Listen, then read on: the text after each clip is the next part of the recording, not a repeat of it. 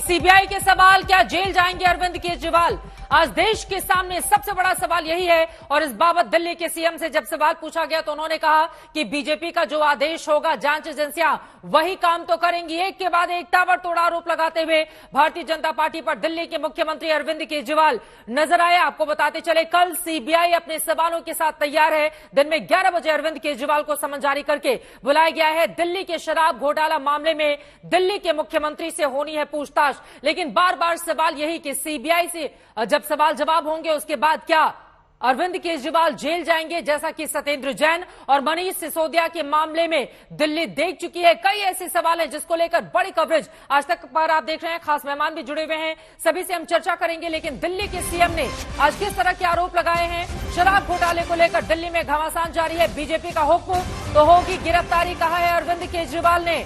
इसके साथ ही पूछा है, जिस फोन का जिक्र बार बार सीबीआई ईडी की ओर से की जाती है कि सबूत नष्ट कर दिए सिसोदिया ने, उनमें से कई तो जिंदा हैं और 5 सीबीआई ईडी के पास हैं। इस तरह के गंभीर आरोप दिल्ली के मुख्यमंत्री की ओर से लगाए गए हैं। एक के बाद एक ताबड़तोड़ हमले आम आदमी पार्टी और बीजेपी के बीच में। पहले सुनिए दिल्ली के सीएम को।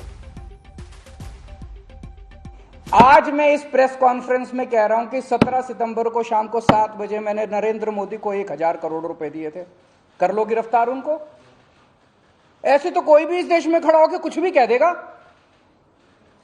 मैं कह रहा हूं कि नरेंद्र मोदी को 17 सितंबर की शाम को 7 बजे मैंने 1000 करोड़ रुपए दिए थे। गिरफ्तार करोगे इस बेसिस पे नरेंद्र मोदी को? भाई मेरे पास कुछ सबूत तो हो कहने का। कोई तो मैं कहूंगा भी मेरे पास ये सबूत है, मैंने दिए थे। ऐसे ही कोई कुछ भी खड़ा होकर कह देगा और गिरफ्तार कर लोगे। 100 करोड़ रुपए दिए, 100 करोड़ रुपए दिए गोवा चुनाव। अरे कहां है सबूत? कोई सबूत नहीं है। 75 साल के भारत के इतिहास में किसी एक पार्टी को इतनी बुरी तरह से टारगेट नहीं किया गया जिस तरह से आम आदमी पार्टी को ये लोग टारगेट कर रहे हैं।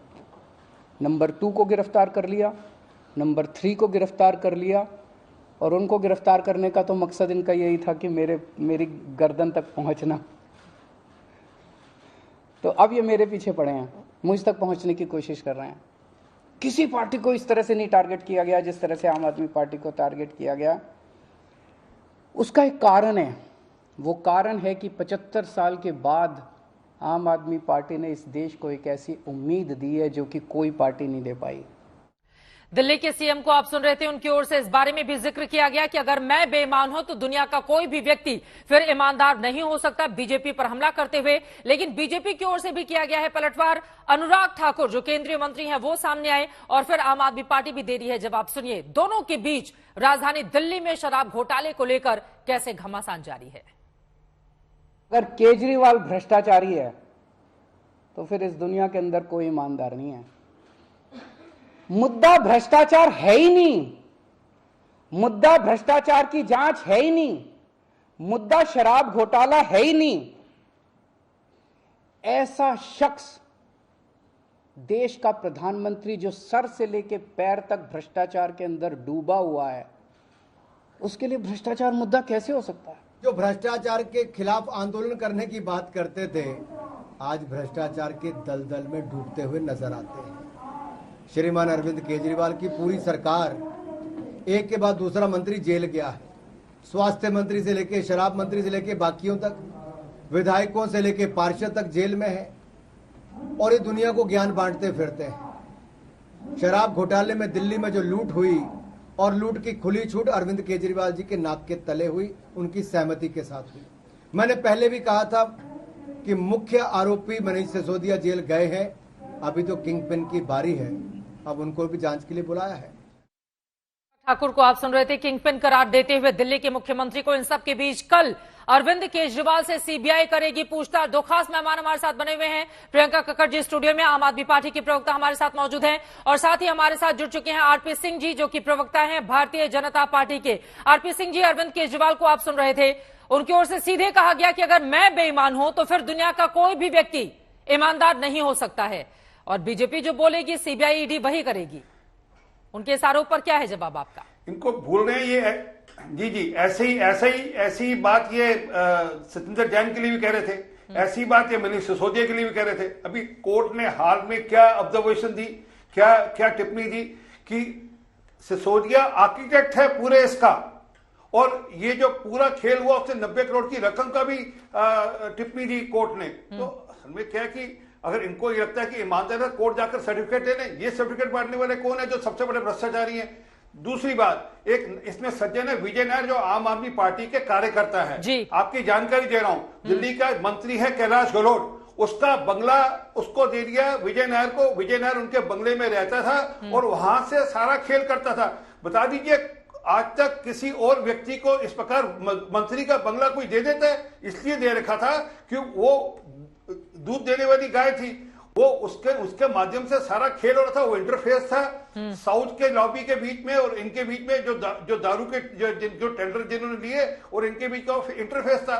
और ये भी जानकारी आ चुकी है कि एक फेस टाइम पे कॉल हुई जिसपे इन्होंने कहा कि ये मेरा ही आदमी है। ऐसी भी कुछ जानकारियां आ रही हैं। तो इसलिए ये जो मर्जी कहते रहे, अपने जितना मर्जी सर्टिफिकेट देते रहे। और एक आखिरी बात मुझे इसका उत्तर जरूर दें। इनके एक अधिकारी ने, इनके जो एक्साइज डिपार्टमेंट का अधिकारी है, उसने अक्टूबर के महीने में 2 चिट्ठियां लिखी, कहा कि इस पूरे खेल में, और चिट्ठी केजरीवाल साहब को लिखी, किसी और को नहीं, कि इस पूरे मामले में स्कैम हो रहा है, जिनको ठेके नहीं मिलने चाहिए, कार्टेल बनाया जा रहा है, ब्लैकलिस्टेड कंपनियों को ठेके दिए जा रहे हैं। 2 चिट्ठियां उन्होंने लिखी। ठीक है साहब, चिट्ठियों पे कोई रिएक्शन क्यों नहीं किया केजरीवाल साहब ने? कार्रवाई क्यों नहीं करी? ठीक है। बार बार उनकी ओर से यह भी कहा गया कि बीजेपी वाले माहौल बना रहे हैं कि अरविंद केजरीवाल जेल जाएंगे। इसके पीछे की क्या बड़ी वजह है? आरपी सिंह जी, आप जवाब दीजिएगा। लेकिन प्रियंका कक्कड़, बीजेपी के सीधे सवाल हैं कि समीर महेंद्र से क्या फेस टाइम पर उनकी बातचीत हुई थी और किसी को फेवर देने की बात उनकी ओर से कही गई थी? सिलसिलेवार तरीके से उनकी ओर से भी कई सवाल खड़े किए गए हैं। जवाब दीजिए उस पर। चित्रा जी, इन्होंने जो जजमेंट की बात की, ये एक तो गलत बता रहे हैं। फाइंडिंग है, फाइंडिंग है। फाइंडिंग होती तो ट्रायल नहीं होता, कन्विक्शन हो जाता। तो ये गलत जानकारी दे रहे हैं। उसी जजमेंट की पैरा 46 की लास्ट लाइन पढ़िए, जिसमें लिखा है कि ये ऑब्जर्वेशंस का मेरिट से कोई लेना देना नहीं होगा। इनको बोल दीजिए, पढ़ दें, ये समझ जाएंगे। इन्होंने बात की साउथ लॉबी की, इन्होंने बात की समीर महेंद्र की, इन्होंने बात की विजय नायर की। तीनों लोगों को सीबीआई बेल मिल चुकी थी, उसके बाद ईडी ने उठा लिया। उसके बाद उन्होंने या तो याचिका डाली हुई है इस समय में कोर्ट के अंदर, या एफिडेविट डाला हुआ ये बताने को कि कैसे ईडी ने प्रताड़ित करके झूठे बयान दिए। अब चित्रा जी, कोर्ट समय लेता है, ये तब चाहते हैं 2024 चुनाव निकल जाए। ये यही शुरू से परसेप्शन मैनेज कर रहे हैं चित्रा जी। आज तक एक भी एलिगेशन में हमारे खिलाफ एक सबूत नहीं आया। जब कोर्ट डिसाइड करता है तो डांट पड़ती है ईडी को, और इस बार इसलिए हम कोर्ट जाएंगे ईडी के खिलाफ। ये इसीलिए हो रहा है। इस वजह से आपको लग रहा है आप